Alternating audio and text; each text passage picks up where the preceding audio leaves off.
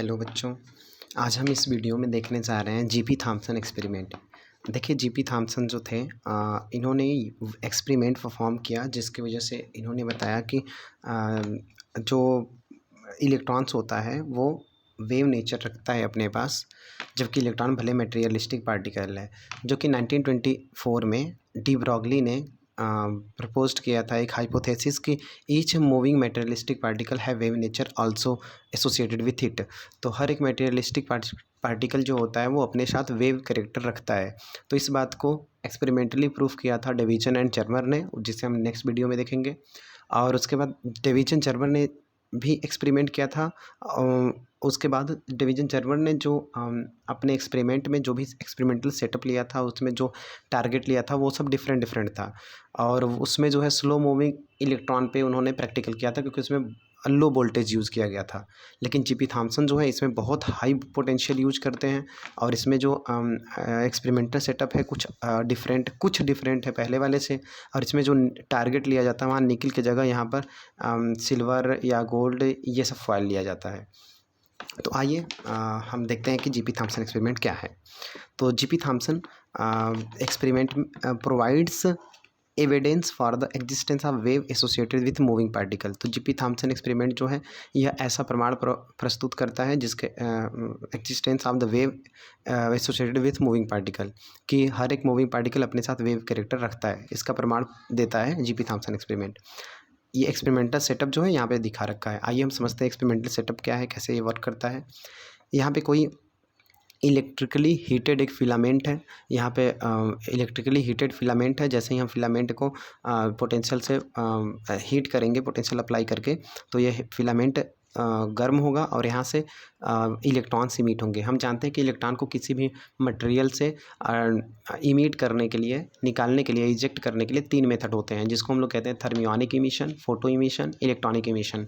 तो यहाँ पे जो हमारा है थर्मियोनिक इमिशन होगा, क्योंकि यहाँ पे हीट से हम निकालेंगे इलेक्ट्रॉन को, इस वजह से। और यहाँ पे जो इलेक्ट्रॉन फिलामेंट से निकलेगा, यहाँ पर एक सिलेंड्रिकल शेप होता है, सिलेंडर होता है, जिसको हम बहुत ही हाई, वेरी हाई पोटेंशियल पे, ऑलमोस्ट 10,000 किलो वोल्ट पे, कुछ 1000 से 10,000 किलो वोल्ट पे हम इसको रखे होते हैं। और इसको बहुत ज़्यादा पॉजिटिव बनाया गया होता है। और देखिए यहाँ पे लिखा भी है कि एनोड से जुड़ा हुआ है। ये बैटरी देख रहे हैं, बहुत हाई बैटरीज हैं। इसमें बहुत सारे सेल्स का कम्बिनेशन है जो कि एक हैवी बैटरी बनाता है। तो हैवी बैटरी के ये पॉजिटिव टर्मिनल से इस सिलेंडर को जोड़ दिया जाता है। और यह जो है इस इलेक्ट्रॉन जो निकला है इसको फाइन बीम में कन्वर्ट कर देता है, बहुत हाई और उसको एक्सेलरेट करता है, बहुत तेज़ी से उसको खींचता है और नैरो एक पतले फाइन बीम में कन्वर्ट करता है, जो कि इंसिडेंट होता है आकर हमारे गोल्ड फॉयल पे। तो इस गोल्ड फॉयल पे इंसिडेंट होता है। उसके बाद ये इलेक्ट्रॉन बीम डिफ्रैक्ट होकर के डिफरेंट डायरेक्शंस में जाता है, क्योंकि ये जो इलेक्ट्रॉन बीम आ रहा है ये जो आपका गोल्ड फॉयल है उसके मॉलिक्यूल से कोलाइड करता है। और उसके बाद वो डिफरेंट डायरेक्शंस में यहाँ पे फोटोग्राफिक प्लेट पर देखने को मिलता है। फोटोग्राफिक प्लेट वही है जो हम लोग एक्सरे प्लेट कहते हैं, जो एक्सरे कराते हैं तो जो प्लेट होता है, तो उस पर ये अपना इम्पैक्ट डालता है। और ये देखने को मिलता है कि इस पर सर्कुलर फ्रिंजेज मिलती हैं। तो इसी सर्कुलर फ्रिंजेस पे और ये पूरा ऑपरेटस को जो है एक चैम्बर में, इवैक्यूएटेड चैम्बर में रख दिया जाता है, ताकि इलेक्ट्रॉन बीम जो निकले यहाँ से वो किसी भी अनदर एयर पार्टिकल से कोलाइड ना करे, इसलिए ये रखा गया है। नहीं तो वो डिफरेंट डायरेक्शन में चला जाएगा, कुछ इसमें एरर्स आने लगेंगी, इसलिए। आइए तो हम देखेंगे इसकी वर्किंग क्या है। Filament F is heated by the passing electric current. F को हम लोग हीट करते हैं इलेक्ट्रिक करंट पास करके, through it the electrons are emitted by filament F due to thermionic emission. तो यहाँ से जो इलेक्ट्रॉन निकलेंगे वो थर्मियोनिक इमिशन से निकलेंगे, क्योंकि इसको हीट करके निकाला जा रहा है।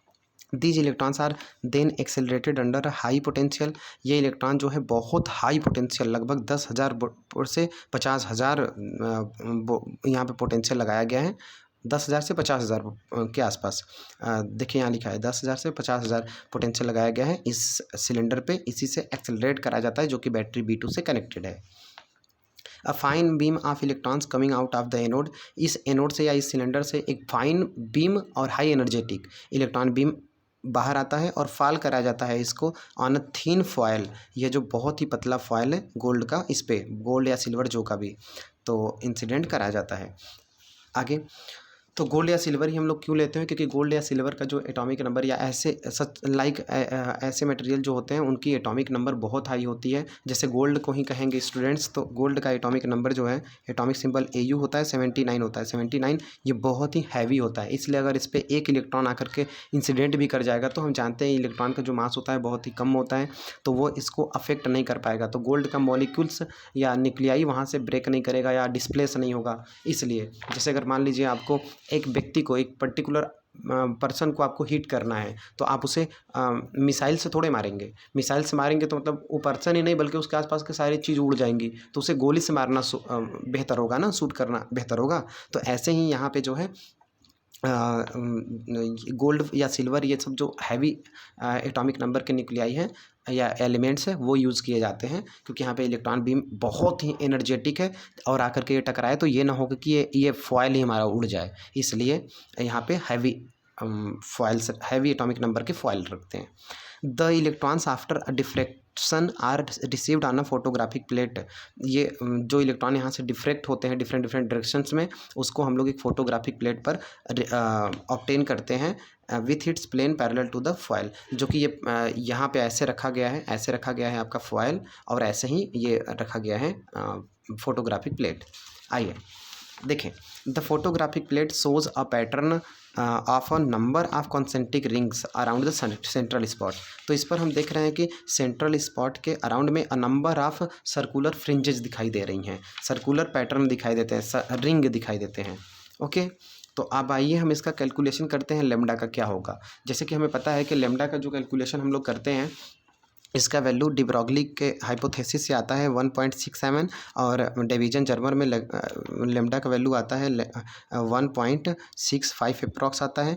ऑलमोस्ट ये दोनों बराबर ही हैं, इसलिए हम कहते हैं कि division Germer experiment strongly proof करता है जो कि डिब्रोगली ने हाइपोथेसिस दिया था अपना। आइए यहाँ देखते हैं, कैलकुलेशन करते हैं हम लोग लेमडा का। यही लेमडा का कैलकुलेशन, जो ये लेमडा का कैलकुलेशन इतना है, इसको जा रहे हैं हम एक्सपेरिमेंटली यहाँ से कैलकुलेट करने। तो let AB be the incident beam, जो ये टारगेट था, टारगेट पर AB एक कोई इलेक्ट्रॉन बीम आ रहा था और ये डिफ्रेक्ट होकर के अपने पर्टिकुलर डायरेक्शन से थीटा एंगल पे डिफ्रेक्ट होकर के, ये थीटा बहुत ही स्मॉल होता है, लेकिन यहाँ पे दिखाने के लिए हम लोग प्रैक्टिकल में यहाँ फोटो में इतना बना रखा है। तो इतना थीटा एंगल पे डिफ्रेक्ट होकर के मान लीजिए किसी पॉइंट E पर पहुँचता है फोटोग्राफिक प्लेट पर, और ऐसे ही सर्कुलर फ्रिंज मिलती हैं, तो मान लीजिए कि रिंग मिलती हैं, तो पहला वाला रिंग है, हम पहला वाला रिंग ले रहे हैं, तो यहाँ से यहाँ तक की डिस्टेंस क्या मान लिया जाए, R मान लिया जाए। तो ये रिंग का क्या हो जाएगा, रेडियस, और ये क्या हो जाएगा, फोटोग्राफिक प्लेट और ये फोटोग्राफिक प्लेट और टारगेट के बीच का डिस्टेंस कैपिटल D हम मान लेते हैं। तो आगे लेट कैपिटल D, ये वही लिखा है कि गोल्ड फॉयल और फोटोग्राफिक प्लेट का डिस्टेंस है, सब कुछ वही लिखा हुआ है। फ्रॉम फिगर से अगर हम देखें तो tan थीटा अगर निकालें, ऐसा क्यों करने जा रहे हैं, क्योंकि हमें ब्रैग्स डिफ्रेक्शन इक्वेशन पता है कि 2D sine theta is equal to n lambda होता है। तो अगर फर्स्ट वाले रिंग के लिए लेंगे तो n का वैल्यू 1 ले लेंगे, और थीटा हमें निकालना ही पड़ेगा। थीटा का निकालने के लिए सबसे बढ़िया तरीका है हम tan थीटा लगा लें। तो tan थीटा अगर लगाएंगे तो tan theta is equal to आएगा, फिगर से अगर देखिएगा तो tan theta is equal to आएगा R अपॉन में D और परपेंडिकुलर अपॉन बेस, तो परपेंडिकुलर हो जाएगा R अपॉन D। लेकिन बेटा ये थीटा, मैंने अभी कहा कि ये थीटा बहुत ही स्मॉल होता है, तो आपको पता है कि tan थीटा को थीटा हम लिख सकते हैं, तो यहाँ थीटा इज इक्वल टू आ जाएगा R into R upon D, क्योंकि थीटा इज़ वेरी स्मॉल। तो क्योंकि tan थीटा, अगर tan जीरो का वैल्यू जीरो होता है, साइन जीरो का वैल्यू भी जीरो होता है, तो tan थीटा का वैल्यू अगर बहुत ही स्मॉल है तो वो थीटा बन जाएगा, क्योंकि tan जीरो का वैल्यू जीरो होता है, क्योंकि ये बहुत ही स्मॉल एंगल है इसलिए जीरो हो गया। तो ऐसे ही अगर ये थीटा होगा और ये थीटा बहुत ही स्मॉल होगा तो tan थीटा को हम थीटा लिख सकते हैं। तो यहाँ आइए, फिगर से tan theta equal to R/D होगा, R/D होगा। अगर और since theta is very small that's why tan theta almost equal to the theta, तो यहाँ से थीटा इक्वल टू R/D हो जाएगा। ब्रैग्स डिफ्रेक्शन इक्वेशन लगा लेंगे, 2D sine theta equal to n lambda. 2D और साइन थीटा को हम क्या लिख सकते हैं, थीटा लिख सकते हैं, क्योंकि थीटा बहुत ही स्मॉल है। थीटा इक्वल टू n का वैल्यू 1 किसके लिए, फर्स्ट रिंग के लिए, तो फर्स्ट डिफ्रेक्शन रिंग के लिए। थीटा इक्वल टू λ/2D आ गया। अब हमें पता है कि ये जो λ/2D है, ये λ/2D है, वो थीटा का वैल्यू है, और थीटा का वैल्यू ऊपर इक्वेशन 1 में क्या आ रखा है, R/D, और यहाँ से क्या आया, थीटा का वैल्यू λ/2D। तो ये दोनों को इक्वेट करा दीजिए, तो λ/2D इक्वल टू R/D। तो यहाँ से लैम्डा का वैल्यू क्या आ गया, 2D उधर जाके मल्टीप्लाई हो जाएगा, तो 2RD/D capital D, equation number 3। तो ये जो डी क्या है, स्मॉल डी क्या है? तो स्मॉल डी जो है हमारा इंटरप्लेनर स्पेसिंग होती है, जिस मटेरियल को आपने यहाँ पे यूज़ किया है उसके दो प्लेन के बीच का डिफरेंस होता है। जैसे निकल में इसकी वैल्यू कितनी होती है, 0.91 होती है एंगस्ट्रॉम।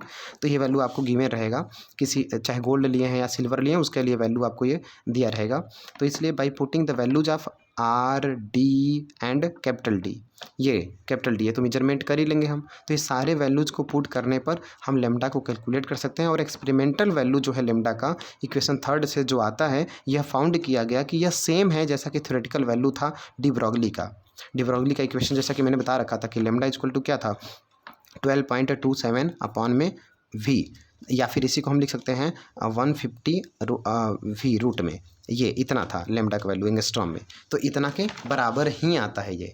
तो ये था हमारा जीपी थॉम्सन एक्सपेरिमेंट, जो कि स्ट्रांगली एविडेंस प्रोवाइड करता है हमें कि ईच मटेरियलिस्टिक पार्टिकल है wave associated with it. Okay, I hope आपको ये समझ में आया होगा। मिलते हैं किसी नेक्स्ट वीडियो के साथ। Thank you so much.